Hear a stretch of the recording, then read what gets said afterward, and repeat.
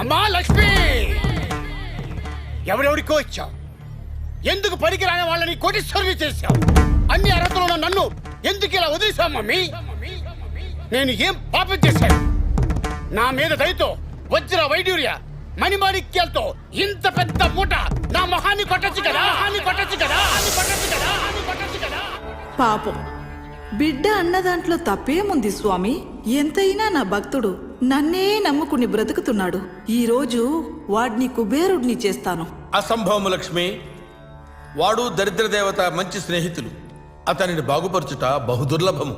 అయినను మీ మాట నేను వినను. నా పుత్రుని ముందు ఈ మూట జారి విడిచెదను. ఆ చోద్యము చూచెదను.